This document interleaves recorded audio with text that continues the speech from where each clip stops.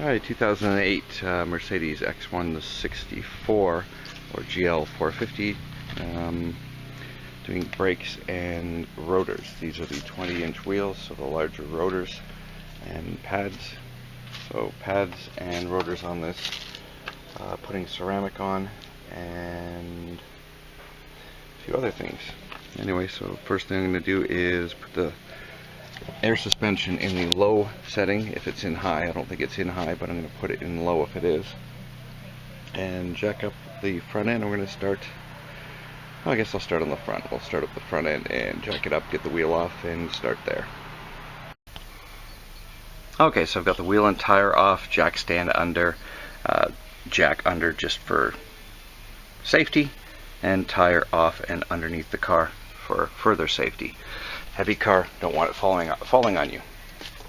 You will notice the air suspension going up and down a little bit after you've got it jacked up, just compensating. It'll be fine once you drop it out. Down, it's going to go all the way down to the ground, and then it's going to level itself up once you drop it down again. So you're going to need to remove this. You're going to need a T30 Torx bit to remove the brake caliper bolt, or sorry, the brake rotor little bolt that holds it in. 21mm socket to remove the main caliper slider, the main caliper assembly, and a 9mm Allen headed or hex wrench to remove the caliper slider. So we're going to pop the little plastic covers off the caliper sliders once we get access to the caliper slider bolts. And now while I'm doing this, the guy who I'm doing this for wanted me to paint the calipers red. I'll show you the other side. I'm not doing a 100% perfect job, which would require removing the caliper, bleeding the brake system again, taking all the rubber out, sandblasting everything, blah blah blah blah blah blah. He just wanted to look okay through the rims. That's what he wanted, that's what he's getting. So it's like an extra 15 minutes to do it per side. It's not really that big a deal, but it's not a perfect job. So I'm going to clean the caliper up a little bit with some brake cleaner and scrub it down a bit with some soap and water and degreaser, and you are going to notice a little bit of sprayed red caliper there. Just kind of ignore it. And again, it's not the perfect way to do it. I'm going to be spraying it with the caliper on because the rotor's getting chucked. The pads are getting chucked, so I don't care if paint gets on the pads and rotors. So anyway, back in a few minutes. Oh, one last thing before I'm going to paint these. I'm going to pop this spring off. I have new ones with the new kit, the new pads.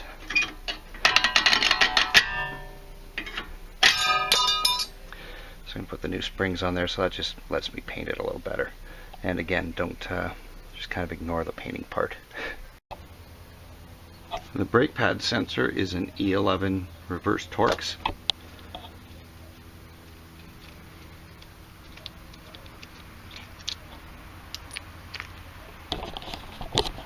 Oops. And then pull the sensor out with a pair of needle nose pliers. It should just wiggle out of there. And if it doesn't, I have a new one.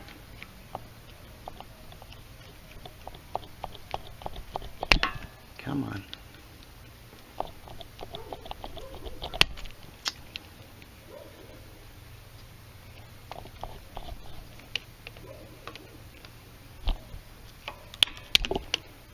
Oops. Oh, I'm going to need the new one now.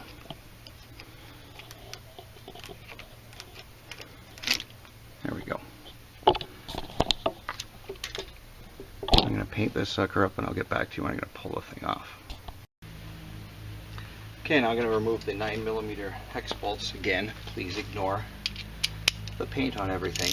The rotor is coming out and is going to be gone. Before I do that, I want to take out the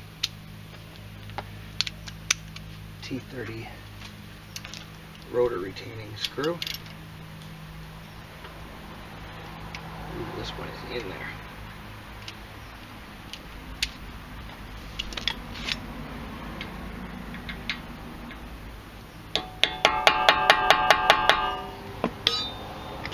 taps with a mallet should loosen it, hopefully.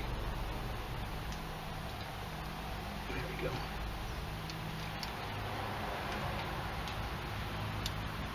I think this one's been in there for a couple of years.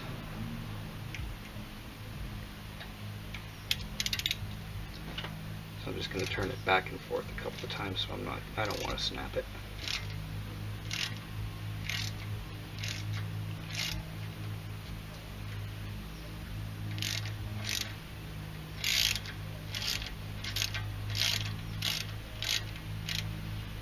I'm just going to leave that lightly in there so the rotor doesn't flop around while I'm taking the caliper off. 9mm hex bolt, the 2 caliper pin bolts. I'm going to take those all the way out because we're going to be regreasing those. I'm also going to be polishing them down with 1500 or 2000 grit wet and dry sandpaper to polish the caliper slider pins.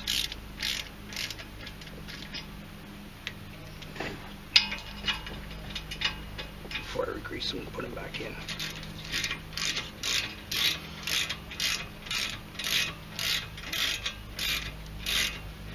So once I get these unscrewed, I'll show you the caliper retaining pins coming out. And as you can see, they're in that hole in the back that we removed the plastic dust cover for.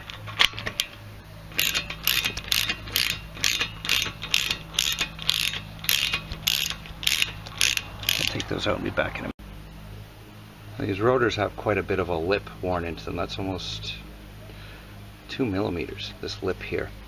So what we're going to have to do is pry the pads away from the rotor so we can get it over that lip.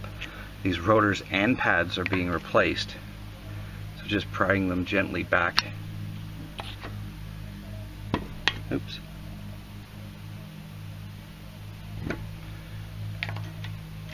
Give you space to pull it out. So you can see the pad in there. Not much left of it. And the rotor face. I'll be back in a second. Okay, so now the caliper is sitting on top of the old rotor, just placed there. I've got a bungee cord holding it in case it tries to fall down. And I'm going to push the slider pins out. And they'll be all goopy and covered in old hard grease. This is what we're going to clean off with degreaser and then polish with 2000 grit or 1500 grit sandpaper. Clean them up, re-grease them, and pop them back in. Back in a minute. Okay, here's the 2 pins polished up and ready to go back in. If yours are severely pitted or corroded, I suggest you replace them if they're pitted or corroded. If they're nice and smooth and polished up like this, you are fine to reuse them. Going to be covering them with synthetic brake grease and putting a drop of blue Loctite thread locker on the threads. And I'm going to pop these back in, and they'll just sit in the hole waiting until in the caliper hole while I'm taking the pads off and finishing with the pads. So we'll be back in a second. Okay, for this part we've still got the old inner pad. The outer pad fell out. When you took it off, that's not a big deal. The inner pad we're leaving on so we can compress the pistons in. You're going to push against the pad. I'm just using a C-clamp. I'm going to gently compress the pistons back into their bores. And I'm not going to let this caliper fall the bungee cord.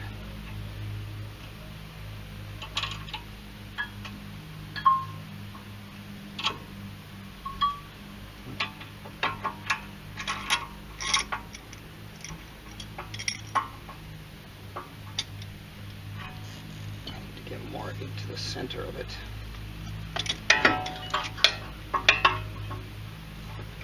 Just be careful of your dust shield. I'm not on the dust shield, so I'm not worried about it. I'm just resting on the old rotor.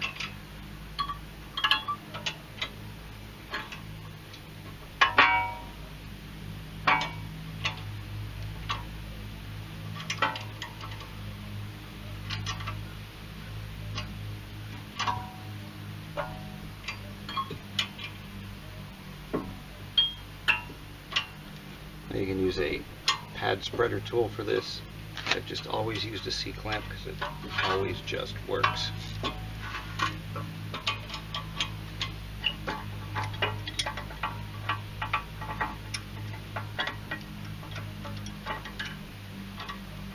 Since there's two pistons in there, you might have to move it back and forth a little bit to get them both to go evenly back into their bores.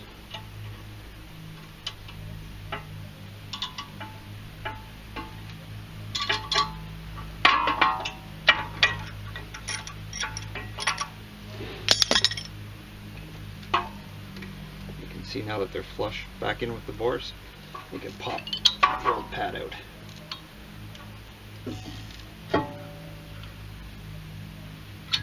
Pop being a relative term. There's the old pad clips.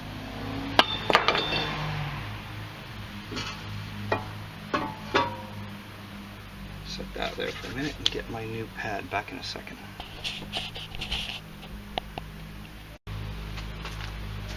Okay, I applied anti-squeal that came with the kit. It's like for silicone brake pads to the inner parts wherever it's going to touch the caliper pistons. I'm just going to take the pad, place it in the two holes, two little spring clips. Hopefully I'm not in your way. God, I'm still holding it.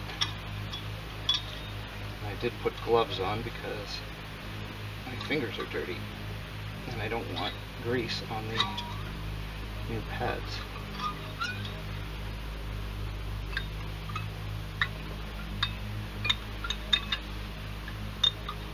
Wow, that one's tough.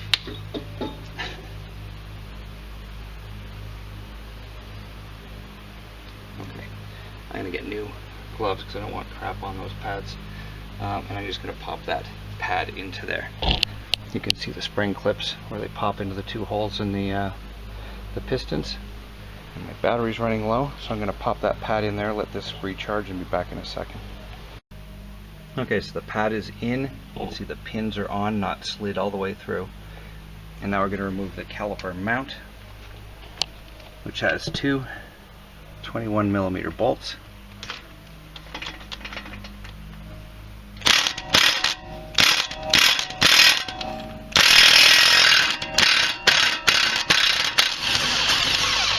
That's one.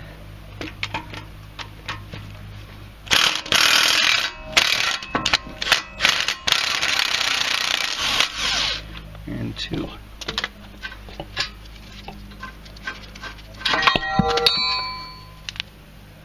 Up to you whether you want to replace these bolts or not. Mercedes recommends replacing them when you put them back on. I just make sure they're good. Thread lock them again. Clean the old thread locker off with a grinder, a wire brush. Put new thread locker on. Put them back on. We're going to remove the rotor now and pop the new one on. Back in a second. Okay, so here's the new rotor. It did not come pre-swirled. I've cleaned off the surface with brake cleaner. I had a little bit of the packing grease on it to keep them from rusting. And it didn't come pre-swirled, so I'm taking a 280 grit sandpaper and just going to lightly swirl the entire face of the rotor. And then I'm going to clean it again with brake cleaner.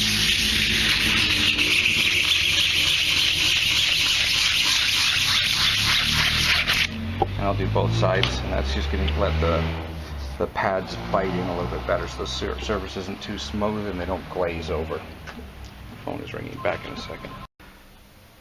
Okay, so I cleaned off the hub face with a wire wheel and applied anti-seize to the hub center.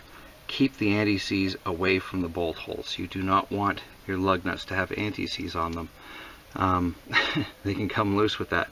Never lube, never WD-40, never lube or oil lug nuts. They're meant to be kept in. The friction is meant to hold them there. You don't want them vibrating off. So I'm going to put the rotor on there, line it up. There's these two little locating pins, and then you've got your set screw right there to hold it on. So I'm going to put that on, be back in a minute. Okay, sorry I'm losing a bit of light here. It's getting awful cloudy and looks like it's going to rain. So now we're going to attach the caliper carrier back on, which is the main part with the 21mm bolts. Applying Loctite to the bolts. You don't have to smear it all the way around. It will smear on its own as it threads into the hole.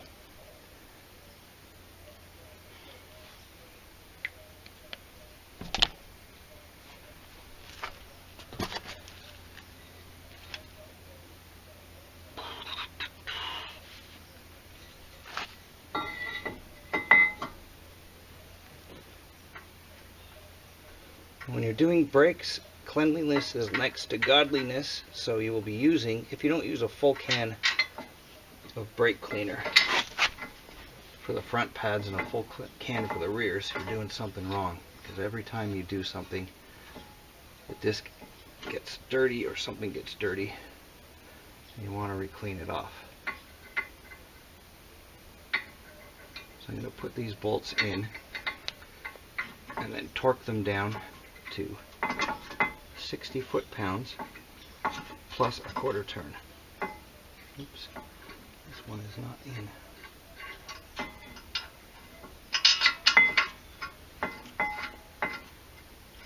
Okay, so 60 foot-pounds and then a quarter turn once you get to 60. So I'll torque those in and be back in a second. Okay, so the caliper carrier bolts are now torqued on, 60 foot-pounds plus a quarter turn. The front brake pad just sits in.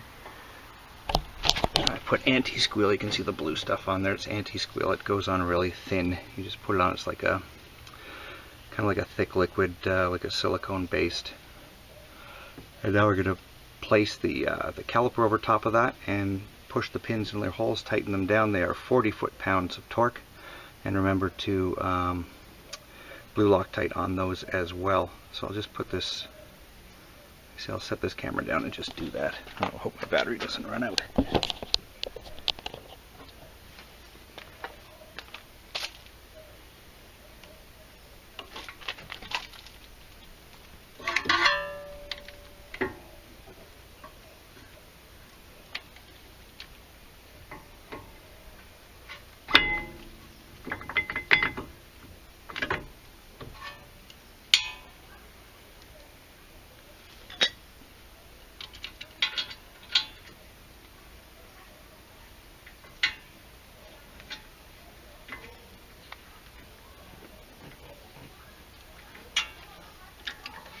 Again, these 9mm hex bolts are 40 foot-pounds. And I know the red pin on these calipers looks like crap right now. I will touch it up, the little scratched up parts, I'll touch it up again before I'll mask or cover it up and touch it up so it doesn't get on the new pads or anything. Again, he wanted it to look good from the outside. He did not want 100% pull everything apart job that takes hours and hours and hours. Involves sandblasting, cleaning, replacing all the seals, everything else. So now that these are tight, I'm going to go grab my 3/8 torque wrench. Once these are in,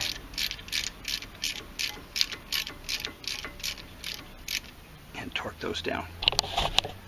And we're going to put a new, actually the old wear sensor was fine, it looked bad when it came out. Put the wear sensor back on in a second, Okay, brake wear sensor back on, bolted back on. Had to use another zip tie to tie on the harness connector there on the control arm, upper control arm. Touched up the caliper. Again, it's just for looks from the outside. Last thing to do is tap in the spring. You go one hole first. Pull it down.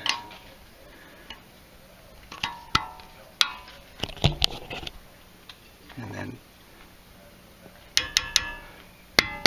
just tap it to make sure it's seated in the holes. And time to put the wheel back on, and that's it. Do one final cleanup with a bit of brake cleaner to make sure there's nothing left on the rotor, and we're done. Thanks for watching.